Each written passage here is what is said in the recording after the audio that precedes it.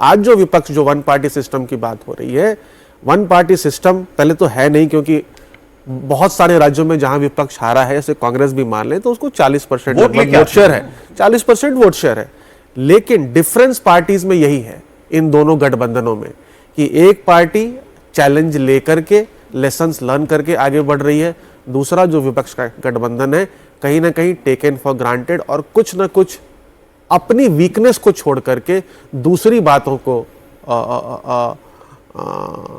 क्या बोलते हैं, दूसरी बातों को कहता है कि उसकी वजह से हम ये चुनाव बहाना बना लेते हैं। बहाना बना लेते हैं। जो रीस्टार्ट करती है, अगर वो कहीं पर हार गई या उसे फेलियर का सामना करना पड़ा तो वो रीस्टार्ट करती है अपने सिस्टम को, वो देखती है कि कहां कहां पर उससे गलतियां हुई।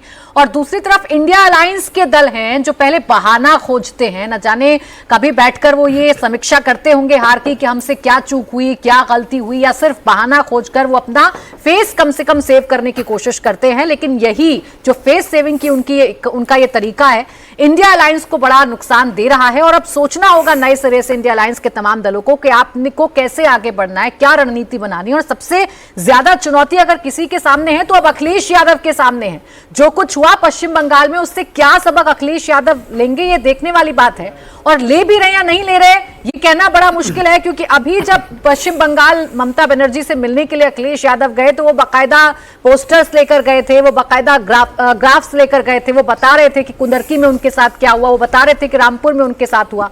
तो क्या देवेंद्र लग रहा है आपको कि कोई सीख यहां से ली जा रही है विपक्ष की तरफ से, या वही तरीका है कि हार गए तो हमें ईवीएम पर ठीकरा फोड़ना है, या सिस्टम पर, जीत गए तो जनादेश? इसे बहाने वाले पे एक बात बताऊं प्राची, मैं आपको 2021 के विधानसभा चुनाव के बाद, उस संदर्भ में इस चुनाव में बीजेपी के पूर्व राष्ट्रीय अध्यक्ष, जो कि उस समय राष्ट्रीय अध्यक्ष थे, जेपी नड्डा जी, उनसे बातचीत हो रही थी तो मैंने उनसे पूछा कि कैसा रहेगा। बोले कि देखो इलेक्शन वोटिंग ठीक से हो गया और काउंटिंग ठीक से हो गया तो हम लोग बहुत आसानी से जीत बात उन्होंने मुझे बताई तो मैंने बड़ी जोर से हैरानी व्यक्त की है। ये कहा गया आपसे? तो जैसे उन्होंने कहा काउंटिंग के बाद तो मैं भी शॉक्ड, मैंने काउंटिंग ठीक होने का मतलब।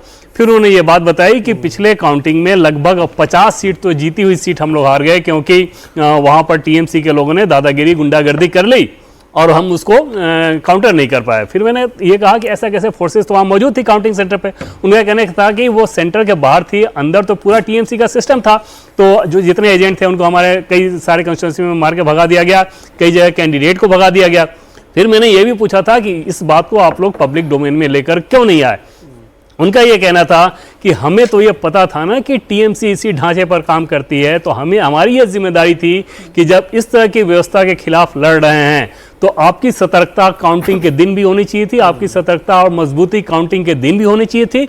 तो हम ये मानते हैं कि ये हमारा फॉल्ट है और इस बार उस कमी को हम दूर कर रहे हैं और नतीजों के दिन भी आप देखेंगे कि हम किस मजबूती के साथ काउंटिंग सेंटर पर डटे रहेंगे।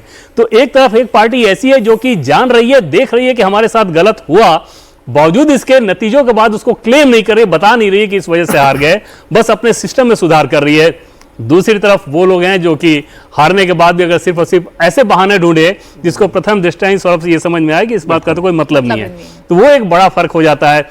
अखिलेश यादव के केस में भी देखें तो आप एक उदाहरण आप समझें कि शुभेंदु अधिकारी योगी आदित्यनाथ के सामने अगर पढ़ रहे हैं तो अपना वो चप्पल, शूज निकाल के और फिर प्रणाम कर रहे हैं, तो वो क्यों कर रहे हैं? उनको ये दिख रहा है ना कि इस व्यक्ति की पॉपुलैरिटी ऐसी है। दूसरी तरफ अखिलेश यादव जा रहे हैं उनके सामने जो कि चुनाव हारी हैं, उसके लिए आप लखनऊ से उठकर टीएमसी के दफ्तर में और या टीएमसी घर, ममता बनर्जी के घर पहुंच जा रहे हैं। तो अपने आप में नैरेटिव में लूजर के साथ अगर आप खड़े हो रहे हैं तो क्या मैसेज देना चाह रहे हैं? मतलब पहले से ही आप, और उस तरह के बहाने इकट्ठा करना, उस तरह की चीजें करना। ग्राउंड पे जब मेहनत करना चाहिए, ग्राउंड पे मेहनत ना करके आप बाकी सारी चीजों में लगे रहेंगे तो फिर उसके बाद नतीजों के बाद बहाना और रोना। मैं तो कहता हूं एसआईआर में ही क्या आपने जान झोंकी? इसमें मैं शायद टीएमसी को नाम ना लूं, लेकिन तेजस्वी यादव ने, अखिलेश यादव ने जब एसआईआर हुआ तो उस वक्त आपने जो आज कह रहे हैं उस वक्त वो काम किया क्या? किसी का वोट कटे ना।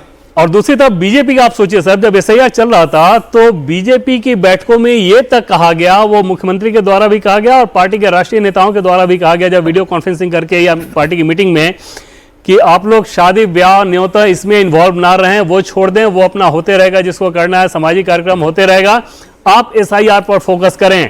एसआईआर पर अगर फोकस नहीं करेंगे, अपने लोगों के नाम उसमें नहीं रहेंगे, कट जाएंगे, तो फिर चुनाव में इसका नुकसान होगा। और ये सांसदों और विधायक की बैठक में भी इस तरह की सख्त नसीहत दी जाती थी क्योंकि उस समय शादी ब्याह का मौसम चल रहा था, तो बहुत सारे नेताओं की वो तस्वीरें आती थी। तो इतनी बारीकी पर अगर कोई पार्टी ध्यान देकर मेहनत कर रही हो, दूसरी तरफ सिर्फ बयानबाजी, ट्विटर, प्रेस कॉन्फ्रेंस के मार्फत अगर पॉलिटिक्स चला रहे हो, तो फिर नतीजों में फर्क तो आएगा। मुझे याद है उस ये नए प्रदेश अध्यक्ष जो यूपी में बने हैं अभी, वो बैठक ले रहे थे और उनका ये छपी हुई उनका बयान था कि अगर आप लोगों ने ये मान लिया है कि चुनाव हार गए हैं या हारना है तो मुझे अभी बता दीजिए, बिल्कुल, ताकि फिर मैं किसी और को दूं जिम्मेदारी। बिल्कुल। और अपने सरकार के लोगों पर भी, सरकार के सिस्टम पर भी, उनकी पार्टी की सरकार है, उस पर भी उन्होंने सवाल खड़ा किया था। उसमें भी कोई ये परहेज नहीं, कोई गुरेज नहीं। तो जाहिर तौर पे अपना 100% झोंकने वाला जो काम होता है वो बीजेपी करती है। और दिल्ली से सौरभ बाकायदा उसमें रिपोर्ट लिया जाता था कि कौन कौन सा नेता किस किस जगह पे जा रहा है, कौन सा कार्यकर्ता किस जगह पे जा रहा है, लोगों को समझा रहा है, बता रहा है ये कैसे आपको अपना नाम जुड़वाना है। लेकिन मैं फिर ममता बनर्जी एक अलग कैटेगरी है, एक अलग स्टाइल ऑफ पॉलिटिक्स है वो, तो इसीलिए मैं उनकी तुलना अखिलेश यादव से भी नहीं कर सकता, उनकी तुलना आप राहुल गांधी से भी नहीं कर सकते, तेजस्वी यादव से भी नहीं कर सकते। आप उन पे सारे आरोप लगा सकते हैं, ये आरोप नहीं लगा सकते कि इनको राजनीति नहीं आती। नहीं, बहुत बेहतरीन राजनीति आती है और इतनी सक्षम है राजनीति में, साम दाम दंड भेद राजनीति के जो 4 चीजें ममता बनर्जी जी से बेटर कोई नहीं जानता है। और इसीलिए तो 15 साल तक राज की है बंगाल में। ममता दीदी तो खुद कहती थी अखिलेश यादव के बारे में, राहुल गांधी के बारे में, तेजस्वी के बारे में, एगुलो तो छोटो बच्चा, छोटे छोटे बच्चे हैं मेरे सामने। तो उससे ही दर्शाता है कि उनके अंदर किस तरह की परिपक्वता है राजनीति को लेके। यहाँ पे 2 चीज मैं उठाना चाहूंगा जरूर।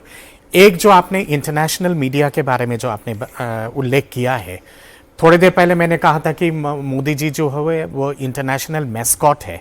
मैं कहता हूं कि अंतर्राष्ट्रीय अखबार अगर इस तरह के लेख अगर लिख रहे हैं, then I will say certainly with a lot of conviction कि Modi ji is a phenomenon at the global level.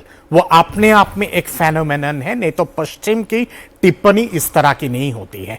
Symbolism बहुत इंपॉर्टेंट होता है भारतीय राजनीति में। जिस तरह का प्रणाम उन्होंने किया है, हम लोगों को बचपन में सिखाया जाता है बंगाल में, देवी देवताओं के सामने हम लोग इस तरह से नतमस्तक होके झुक के प्रणाम करते हैं। तो कहीं ना कहीं पे मोदी जी ने दर्शाने की कोशिश किया कि जनता जो है वो देवी देवता की प्रतिबिंब है और उन्हीं के सामने इस तरह से झुक के वो प्रणाम कर रहे हैं। आज तो मैं कहूंगा कि संघ परिवार के लिए जिनका मैस्कॉट है, आइडियोलॉजिकल मैस्कॉट, कल्चरल मैस्कॉट है स्वामी विवेकानंद। स्वामी विवेकानंद की जो हिंदुत्व की जो आइडियलिज्म है पूरे अंतर्राष्ट्रीय लेवल पे जिस तरह से फैलाया है, बीजेपी ने वो कमाल करके दिखाया है बंगाल में। और शायद आज गर्व से कह सकते हैं कि जहां पे जन्म लिए थे मुखर्जी, वो बंगाल हमारा है। नारा बदल दिया आपने। नहीं, लेकिन ये बात ठीक है। लोग वैसे कहेंगे कि संघ, आरएसएस, नागपुर ये घर है बीजेपी का, लेकिन शायद बीज तो बंगाल में है। Course I mean Shyama Prasad Mukherjee one of the tallest leader जो भारतीय जनसंघ जो पेरेंट आप कह सकते हैं पार्टी है भाजपा की, तो जननी तो वही है। इसलिए भी आप देखेंगे कि जो आज आई थिंक भास्कर उनका नाम था, जो 98 ईयर्स के जो फ्रेंड रह चुके हैं श्यामा प्रसाद मुखर्जी जी के, उनका भी होना बहुत सिंबॉलिक है, क्योंकि उन्होंने लगभग 75 साल बाद, श्यामा प्रसाद मुखर्जी के डेथ के 75 साल बाद आज जो उनका सपना होगा वो रियलाइज हुआ है। माखनलाल सरकार। दूसरी बात यह है कि कैसे आप जो कह रहे थे कि एक बात जो छूट गई, जो हम लोग बात कर रहे थे कि पार्टी टीएमसी में अब क्राइसिस बहुत बड़ा होने वाला है। क्यों? क्योंकि ममता बनर्जी और अभिषेक बनर्जी ये दोनों ही कैडर और लीडर्स और एमएलएस के लिए इनएक्सेसिबल हैं, मिलते नहीं थे। एक बहुत बड़ी बात है, आप ये चेक करिएगा अपने रिपोर्टर्स वगैरह से।